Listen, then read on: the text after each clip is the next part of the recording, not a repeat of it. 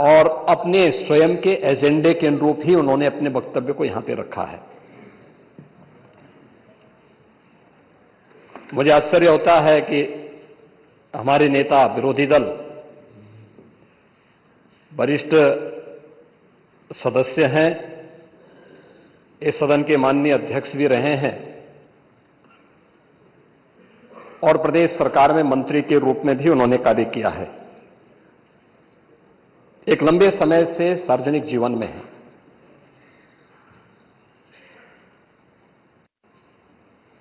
बुद्ध को हम भी मानते हैं,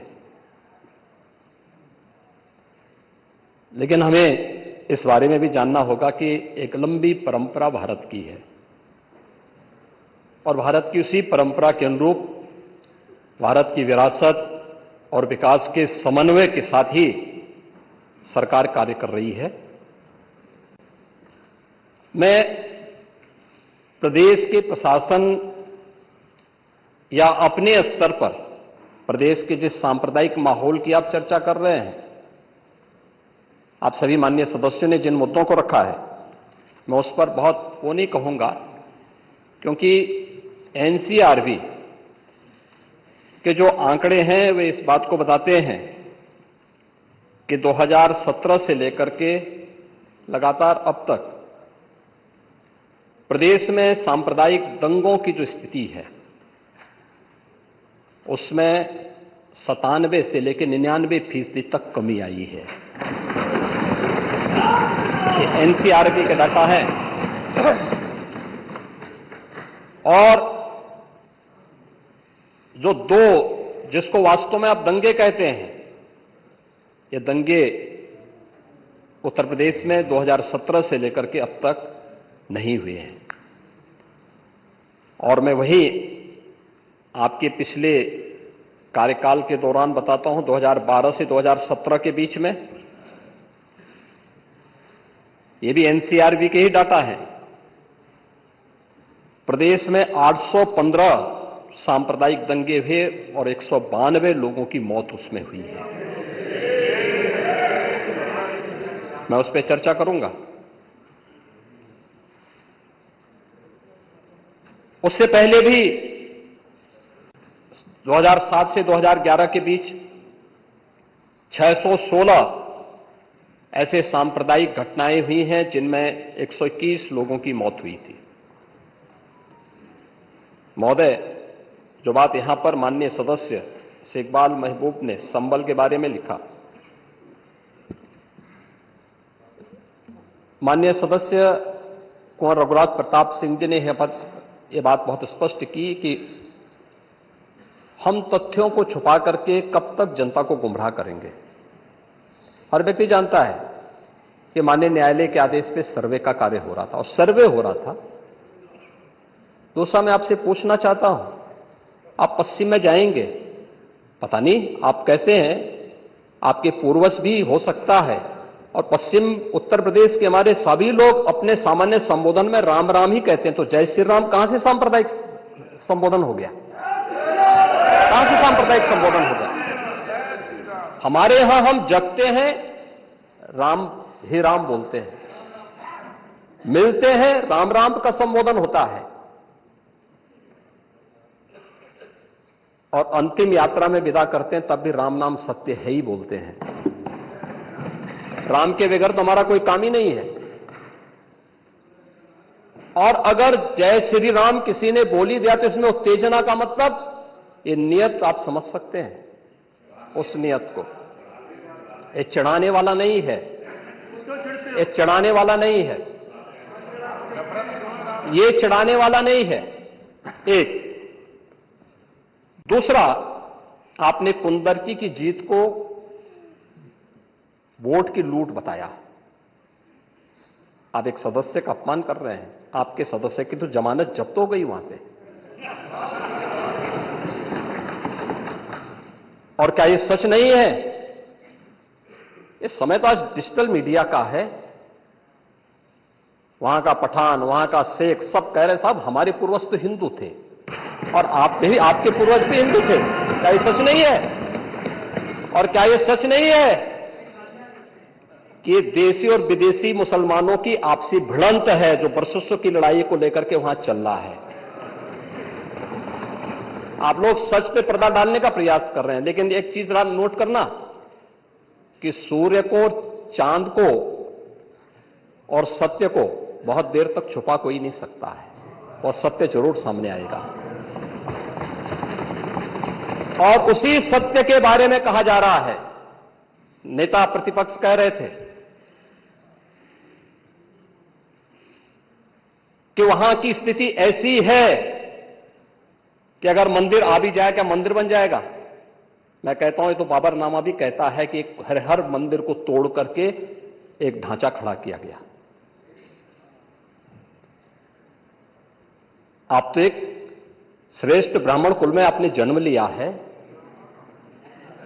आप तो भारत के पुराणों की परंपरा पर विश्वास करते हैं। हमारा पुराण भी इस बात को कहता है कि भगवान विष्णु, श्री हरि विष्णु का 10वां अवतार संबल में ही होगा, उसी संबल में होगा।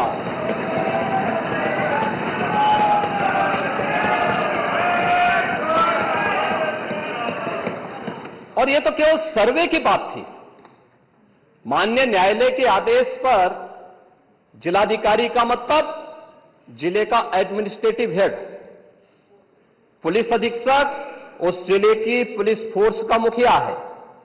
इनका दायित्व है कि शांतिपूर्ण तरीके से किसी सर्वे के कार्यक्रम को वहां पे संपन्न करना, माननीय न्यायालय के आदेश को अक्षरशः अनुपालन करना। और सर्वे 19 नवंबर को भी हुआ, 21 नवंबर को भी हुआ, 24 नवंबर को भी सर्वे का कार्य चल रहा था। क्या यह संभव है? नहीं, 21 को संपन्न नहीं हुआ था। ये लगातार सर्वे का काम चल रहा था। और सर्वे के कार्य के दौरान पहले 2 दिन कोई भी शांति भंग नहीं हुई। तीसरे दिन जब 23 नवंबर को जुमे की नमाज के पहले और जुमे की नमाज के दौरान जिस प्रकार की तकरीरें दी गईं, उन तकरीरों के बाद माहौल खराब हुआ। और फिर उसके बाद जिस प्रकार की स्थितियां की गई थी वो सबके सामने है। और इसलिए मैं कह रहा हूं, हमारी सरकार ने तो पहले ही कहा कि हम जुडिशियल कमीशन बनाएंगे। ये एक्ट के अंतर्गत ही इस कमीशन बना हुआ है। माननीय सदन में उसकी रिपोर्ट भी आएगी। दूध का दूध और पानी का पानी सबके सामने आएगा। मैं केवल एक बात कहना चाहता हूं कि अगर संभल के बारे में हम जब बात करते हैं महोदय, एक लंबा सिलसिला है इस संभल का। और अगर मैं संभल की जब चर्चा करता हूं तो संभल में कैसे माहौल खराब किया गया वहां पे। ये संभल में दंगों का जो इतिहास है 1947 से ही प्रारंभ होता है। 1947 में एक मौत होती है। 1948 में 6 लोग मारे जाते हैं। 1958 में भी दंगा होता है। 1962 में भी दंगा होता है। 1976 में भी 5 लोगों की मौत वहां पर हुई थी। और 1978 में 184 हिंदुओं को सामूहिक रूप से जला दिया गया था। 184 हिंदुओं को हत्या हुई थी, हिंदुओं की हत्या हुई थी और जलाया भी गया था। और 184 हिंदू मारे गए थे वहां। 184। मैं वही तो कह रहा हूं ना, आप उस सच को स्वीकार नहीं करेंगे, आप उस सच्चाई को स्वीकार नहीं करेंगे। और लगातार कई महीनों तक वहां कर्फ्यू था। 1980 में फिर दंगा हुआ था, 1 मृत्यु हुई। 1982 में फिर दंगा हुआ, एक मृत्यु हुई। 1986 में 4 लोग मारे गए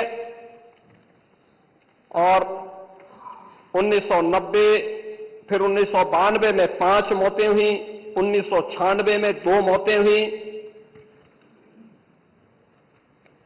ये लगातार ये सिलसिला चलता रहा। 1947 से लेकर के अब तक 209 हिंदुओं की निर्मम हत्या वहां हुई है संभल के अंदर, 209 हिंदुओं की। और एक भी बार किसी ने उन निर्दोष हिंदुओं के लिए कभी 2 शब्द नहीं कहे, उनके प्रति, उन परिवारों के प्रति संवेदना के शब्द नहीं कहे। महोदय, जो आज घड़ियाली आंसू बहा रहे हैं, ये लोग कभी भी उन निर्दोष हिंदुओं के बारे में कभी 2 शब्द नहीं कहे।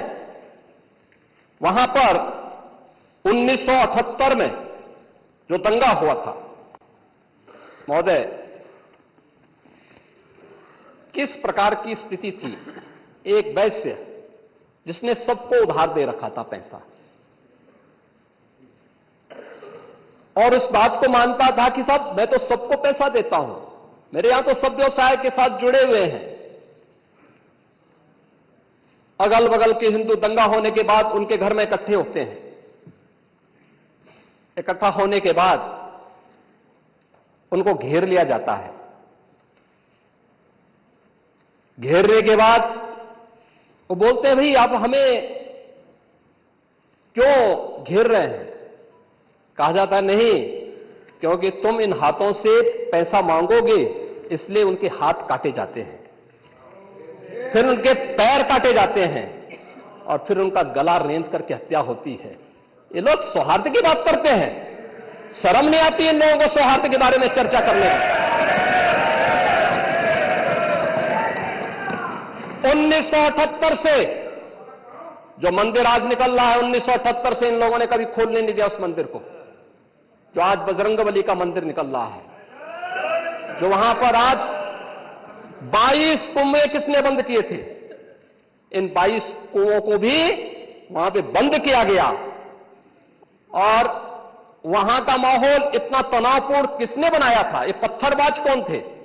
एक भी गिरफ्तारी बिना साक्ष्य के नहीं हो रही है।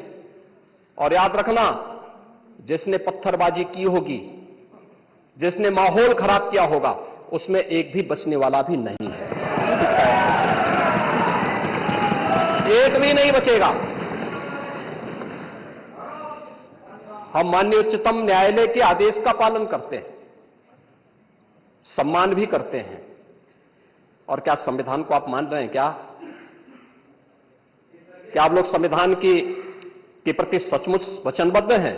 मैं तो धन्यवाद दूंगा माननीय अध्यक्ष जी को इस बात के लिए कि आज उन्होंने संविधान की मूल प्रति यहां पर दी है।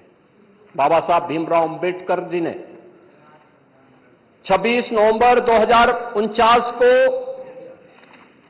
जिस संविधान को बनाकर के देश को सौंपा था, उस मूल संविधान की प्रस्तावना को एक बार पढ़िए। मौलिक कर्तव्यों के बारे में, मौलिक अधिकारों के अध्याय के चित्र को देखिए। अलग अलग उन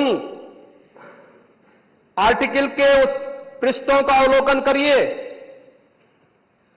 आपको उसमें राम भी नजर आएंगे, कृष्ण भी नजर आएंगे। लंका दहन के उपरांत बजरंगबली भी नजर आएंगे। ज्ञान का उपदेश देने वाले बुद्ध भी नजर आएंगे। भारत की समृद्ध परंपरा का दर्शन आपको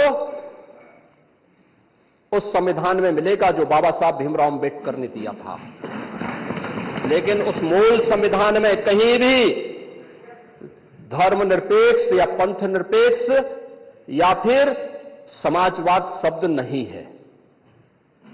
और यह आप सबकी आंखों को खोलने वाला होना चाहिए। आप लोग संविधान में बदलाव की बात करते हैं। जिन लोगों ने संविधान का गला घोंटा, उनका पिछलग्गू बन करके केवल सत्ता हथियाना चाहते हैं। जनता की आंखों में